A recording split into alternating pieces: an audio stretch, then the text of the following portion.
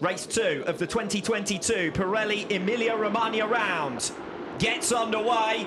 Great start from Xavi Vierge from the second row of the grid. Not a good jump from Jonathan Rea. May get swallowed up by the pack here in towards turn number 1. Axel Bassani takes to the curb on the outside line to try and build himself up for turn 2. He gets pinched though in on the inside line. And Alex Lowe's comes around the outside of him. That gives him the inside now through the right-hander at turn 3. Sprinting clear up at the head of the field. It's Toprak Razgatioglu, your pole sitter. Bautista is with him in P2. Jonathan Rea seeing off the attentions of Xavi Vierge for the moment at least. Then it's the other Honda of Emilia-Romagna. Andrea Locatelli holding station in position number 6. Michael Ruben Rinaldi is about to see to that though as he cuts across the path of Locatelli, forces him off the curb and off the circuit, and Rinaldi already starting his march through the field. In fact, both Ducatis are further back because Axel Bassani's just made a big lunge and he's through up into 7th position. So Razgatioglu leading on the first of the Pata Yamahas. The second Yamaha bike though rather struggling. Locatelli now down to 7th. Yeah, Locatelli beaten up on that run then to turn 8, but now it's up to him to try and recover from that. You can do that in that second group. The problem for them is already the top 3 look like they've gotten themselves into position to break away. That's why Rinaldi needs to make this move into 11. And he's done so successfully through Curvone, the bravest of the brave, to make an overtaking manoeuvre through there, the highest speed corner on the circuit. And Michael Ruben Rinaldi made it his own there to get through on Emilia-Romagna. Does rather look as though Axel Bassani wants to do something similar.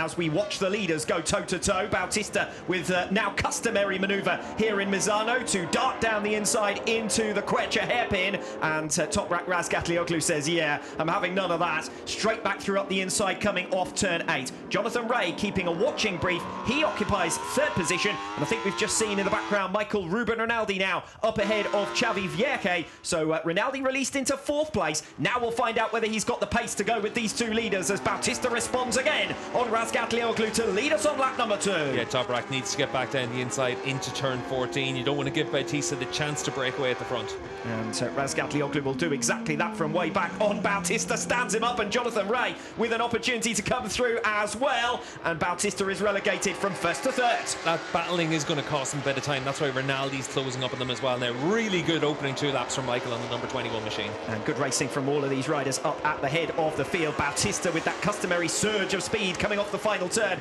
at the end of lap number 2. Candy from a baby there against Jonathan Rea. And look at Michael Ruben Rinaldi already thinking about a manoeuvre. Disconsolate Garrett Gerloff walks away from the scene of what will have been a fairly dramatic incident, I suspect, here at the final turn. Yeah, just keep your eye on the top of the screen for Gerloff, and he loses it fairly easily, and thankfully, given his knee injury from that crash in Estoril, doesn't look like he's been badly injured in that, but obviously enough, the bike in a slightly different state. But for Gerloff, it's been a pretty tough weekend, and this was one of the weekends where he really needed to turn things around.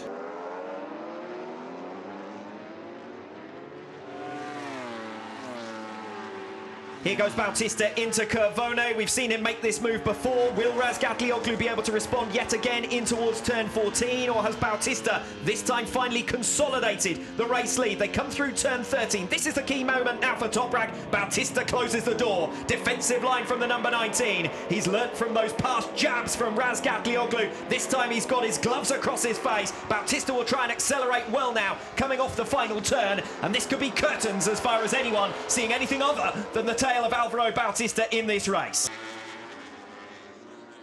As we turn our focus back to the battle for the lead, Alvaro Bautista versus Toprak Razgatioglu. Still only 2/10 in it. Yeah, Toprak really is doing a good job here. This is a good indicator. Oh, a big moment there for Toprak as he taps on the gas. But that shows you just how hard he's pushing at this stage, just to be able to keep that pressure on Bautista. But this is a really good indication of the steps that Yamaha's made with this bike. There've already been a couple of warning signs for Razgatioglu. This is the biggest of them. Yeah, that's the biggest warning sign you can see there. Just taps open the gas through that turn 8, the left-hander. And it is a section of the track really where Toprak in particular does try and use the power of that bike with the line that we've seen him take. Oh dear, oh dear. That's turn 11. That looks like being a very nasty incident indeed. I'm wondering if more than one rider might be involved in that as well. We certainly saw Xavi Vierge down there and separated from his machine. It looks like it's just Xavi. He had been battling up in that group for 5th position. He was in front of Lecuona, Lowe's and Bassani, but they were all really closely matched, so we'll wait and see what happened, but hopefully Xavi's all right. That's a very fast area to come off, the fastest corner on the track, and certainly it's a big impact for Xavi, but hopefully he's okay. He's obviously had his rib injuries earlier in this season.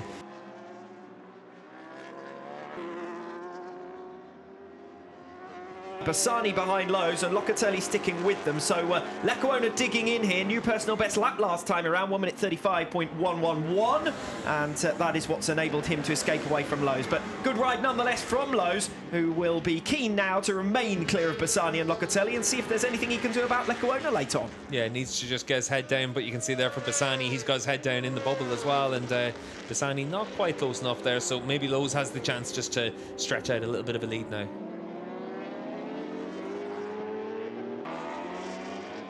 Just noticed that Alex Lowe's has been given a long lap penalty, so that may well be as a result of exceeding track limits. We haven't had confirmation of the reason, but it is there along the bottom of your screen. So for exceeding track limits, we'd seen Alex Lowe's warning, and we'd mentioned it earlier on in this race, and he's now going to get the notification as he comes down the start-finish straight. If they've got that quick enough to get that message out to him, he will try and serve that as swiftly as possible, not least because Locatelli and Bassani battling with one another, and that's where his fight is now. Lecuona's going to be gone, and it could well be that these two riders have too much now. That long lap penalty may take too long for Lowe's to negotiate and get back into the battle.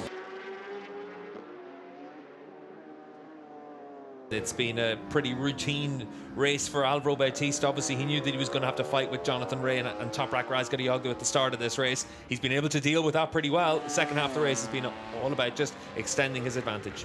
Yes, a podium for Alvaro Bautista and a victory in race 1. He was denied in the Tissot Superpole race this morning, as we see Alex Lowe's taking his long lap penalty. He's going to feed back out behind Axel Bassani, so he'll drop down into 8th position, which is rather what we anticipated. Looking over his shoulder just to make sure it was clear behind him. Scott Redding 8 seconds further in arrears, so that was obviously Redding wasn't going to be close enough to challenge Lowe's, but he has lost those 2 places as we anticipated. Coming off the final turn then, Alvaro Bautista. It's a double in Misano for Bautista. Redemption at the circuit where he crashed out of race 2 in 2019. Bautista is a different man in 2022, and he extends his championship lead to 36 points.